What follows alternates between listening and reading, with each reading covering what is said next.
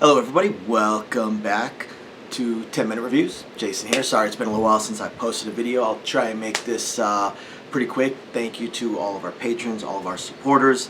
Really appreciate it. Don't forget to check the links down below for links to today's book and anything else that we might find applicable. I need to have some traffic through that Amazon thing that you guys suggest in order for it to keep going.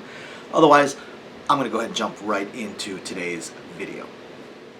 So for today's video, I want to talk about a series that I haven't talked about before. It's one I just kind of stumbled across and I absolutely love it. Lit RPG, none of the harem stuff, no spicy stuff, but a fantastic lit RPG series. This is definitely in my top 5. My number 1 is still, of course, Primal Hunter, but this one is up there. And it is Savage Awakening by Adastra339. Pretty sure that's a pen name. God, I hope it's a pen name, but either way, teach their own. Anyway, Savage Awakening. So Savage Awakening, book 1. Kind of your typical lit RPG in the first book deals with, the system apocalypse kind of thing. The system showing up, the whole world goes into shambles, and things just fall apart from there. What we have this time is we have a couple small little twists to it. Our main character, his name is Zane. Like a lot of these lit RPG books that have these kind of overpowered main characters, he is, of course, out away from everybody else when the system comes online. So he's kind of stuck by himself, and he's kind of a little bit screwed, and therefore ends up having to make decisions that keep him alive and end up making him semi-overpowered. So his primary class, he tends to go for pugilist. Now we get a lot of these little signs and these little memories and things that show that Zane is off in the head. He's very much off in the head. He thrives on combat. He thrives on his life being at risk and being in danger. He thrives on being injured. So he doesn't initially want to take any kind of basic class, but he doesn't really have much of a choice because he's, again, off in the middle of nowhere and nothing that he's able to use. So it's not like he suddenly has a big sword spawn next to him or something along those lines. So you can get some swordsman or samurai class. He basically has no real choice except to punch stuff. So he ends up starting out with a pugilist type class, and again, he's off in the middle of the woods, and this is where things get slightly different with this versus other lit RPG books. There's no safe zones.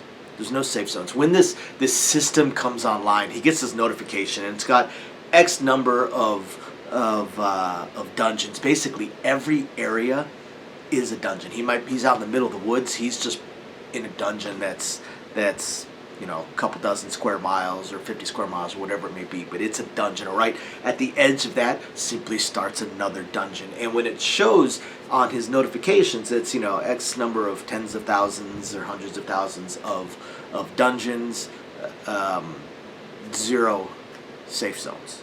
Everything is a dungeon. Everywhere is a dungeon. Now, as we go through the book, we learn a little bit more about how this world works. Basically, when somebody clears a dungeon, that's it, for the most part. There's a few special type events, but an area, when they clear an area, that's it. Once it's cleared, it can be basically owned. And now we get into the typical base building and safe zones and stuff like that. But just because they've been cleared doesn't necessarily mean that they are going to remain cleared. They can just sort of randomly spawn themselves back into a dungeon. So the way this world works is you really can't create a safe zone and then put all the weak people there. And that's what you see in a lot of lit RPG books. You've got a lot of the people that are not fighters, they're not warriors, they don't have the right mentality for it, and they just kind of ride the coattails of somebody else who is strong and who is a fighter until they can get into a town or a safe zone where they just stay. That doesn't really work for this world. Sure, you've got your children, you've got some of your weaker people, but even they need to level up, they need to get stronger, because they could just be walking between house and school and suddenly a monster just spawns because this area just decided to respawn itself into a dungeon or spawn a few monsters, and if they don't take these monsters down fast enough, it will, of course, become a dungeon all over again. So that's a slight twist to it. Also, like a lot of the books, these dungeons are rated, they're graded, and as you have to get stronger in order to be able to handle these dungeons.